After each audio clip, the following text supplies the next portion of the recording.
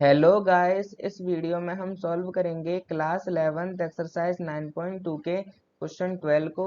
इसमें हमसे कहा गया है the ratio of sum of m and n term of an AP is m square ratio n square. Show that the ratio of mth and nth term is 2m minus 1 ratio 2n minus 1। तो guys question के कहने का ये मतलब है कि AP में m term का जो सम है वो m स्क्वायर है और n टर्म का जो सम है वो एन स्क्वायर है, और इसको हमें रेशियो के फॉर्म में दिया गया है। यानी कि sum of m term ratio sum of n term equal m square upon N square, ये हमें दिया गया है। और हमसे बोला गया है कि mth टर्म और n टर्म का ये रेशियो है, इसको आप प्रूव कीजिए। देखो, किसी भी टर्म को आपको पता है, जैसे हमारी कोई भी सेकंड टर्म होती है तो a2 a3, या फिर सेकंड टर्म को t2 t3, इस तरीके से ही तो डिनोट करते हैं ना। तो हमसे क्या बोला गया है, हमसे बोला गया है कि mth टर्म और n टर्म का रेशियो। तो mth टर्म को हम ऐसे डिनोट करेंगे और nth टर्म को हम इस तरीके से डिनोट करेंगे। ये 2m minus one upon 2n minus one है। गैस, इसी बात को हमें प्रूव करना है और ये हमें गिवन है। तो हमें पता है, हमें गिवन है sum of m term ratio sum of n term equal m square upon n square. तो गैस, हमें सम ऑफ n टर्म का फॉर्मूला पता है, जो कि होता है n upon two 2a plus n minus one d. ठीक है, यहाँ पे क्या है, सम ऑफ n टर्म होती हैं, तो यहाँ पे n है। ठीक है, यहाँ पे बोला गया है सम ऑफ m टर्म, तो सम ऑफ m टर्म का क्या फॉर्मूला होगा, ये होगा m upon two 2a plus m minus one d. ठीक है, अपॉन में हो जाएगा n अपॉन टू, सम का फॉर्मूला लगेगा, होगा n upon two 2a plus n minus one D equal में है M square upon N square.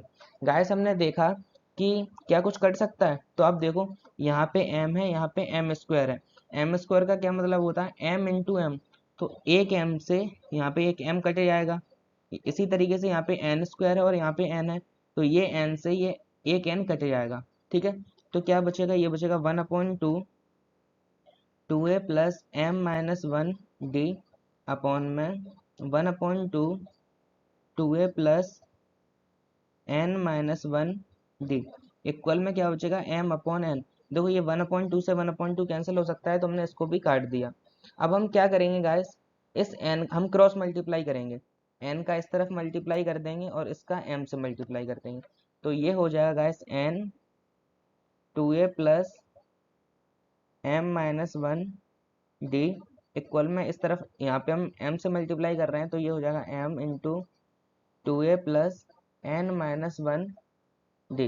Guys, इस n का अब हम अंदर ब्रैकेट के अंदर मल्टीप्लाई करेंगे, तो ये हो जाएगा 2an प्लस इसके अंदर मल्टीप्लाई होगा, तो ये हो जाएगा mn माइनस n यहाँ पे d इक्वल में इस जगह पे हो जाएगा गाइस 2am प्लस m का अंदर मल्टीप्लाई होगा ब्रैकेट, इस वाले ब्रैकेट के अंदर, तो ये हो जाएगा mn माइनस m d।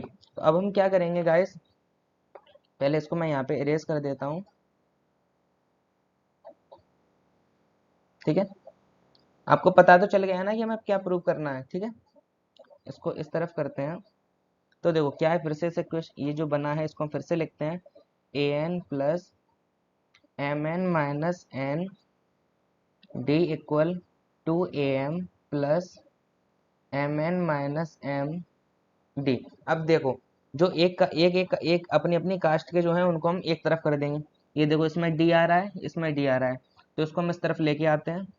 तो ये है यहाँ पे M N minus N D, ये इस तरफ आएगा गाइस, तो माइनस का होगा minus M N minus bracket के अंदर है एम डी इक्वल में बचेगा यहाँ पे टू ए एम।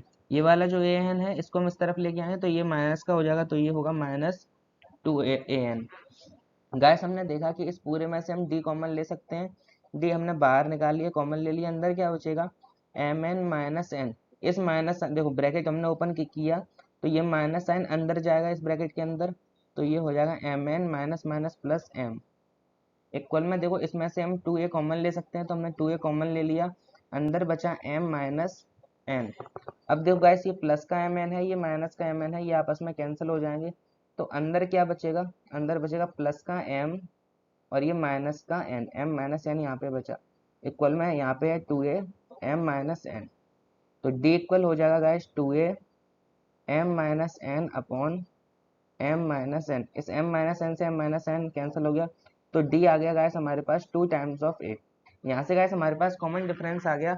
अब जो हमें प्रूव करने को बोला गया है उसे हम आगे कंटिन्यू करते हैं। प्रूव करने को बोला गया है कि सम ऑफ सॉरी कि हमें जो mth टर्म है और nth टर्म का जो रेशियो है इसे हमें 2m minus one upon 2n minus one ये हमें प्रूव करना है। तो देखो ये हमारी लेफ्ट हैंड साइड होती है, LHS हम इसको बोलते हैं लेफ्ट हैंड साइड, और ये हमारी राइट हैंड साइड होती है। प्रूव करने का क्या तरीका होता है कि हम लेफ्ट हैंड साइड को लेकर चलें और सॉल्व करें और हमारे पास RHS आ जाए। तो या फिर हम ऐसा कर सकते हैं कि हम RHS को लेके चलें, हम उसे सॉल्व करें और हमारे पास LHS आ जाए, तो हम उसे ही प्रूव करना मानते हैं। ठीक है, तो हम LHS को लेके चलते हैं और RHS लेके आते हैं। अगर ये आ जाएगा तो हमारा क्वेश्चन प्रूव हो जाएगा।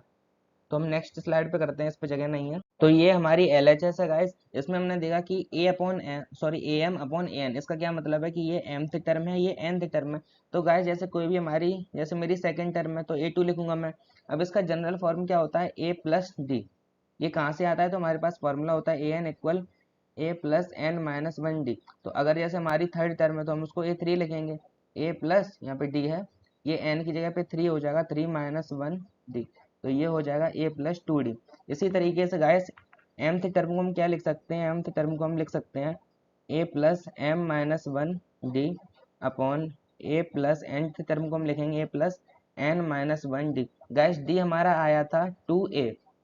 ठीक है, तो हम डी की वैल्यू को पुट करेंगे तो ये हो जाएगा A plus m minus one into two A upon A plus n minus one into two A. Guys इस 2a का इस ब्रैकेट के अंदर मल्टीप्लाई करेंगे तो ये हो जाएगा A plus 2am minus 2a upon में A plus 2an minus 2a। Guys इस पूरे से हम देखें तो इस पूरे से हमें ये कॉमन मिल रहा है, नीचे भी हमें ये कॉमन मिल रहा है, ऊपर भी हमने ये कॉमन लिया, अंदर क्या बचेगा 1 प्लस 2m माइनस 2। नीचे भी हमने ए को कॉमन लिया, अंदर बचेगा 1 प्लस 2n माइनस 2। ए से ये कैंसिल हो गया गाइस। तो अब इस तरफ हमारा क्या बचा, ये देखो, ये प्लस का 1 ये माइनस का 2, ये प्लस का 1 ये माइनस का 2। तो हमारा आ गया guys 2m minus one upon 2n minus one. हमने क्या किया, देखो हमने LHS को लेके चले और हमने RHS को प्रूव कर दिया, यानी कि हमने ये अच्छी तरीके से प्रूव कर दिया। यही गाइस प्रूव करना था, हमने कर दिया। लास्ट में लिख देना प्रूव। होप गाइस आपको अच्छे से समझ आ गया होगा, कोई दिक्कत नहीं होगी। Thank you.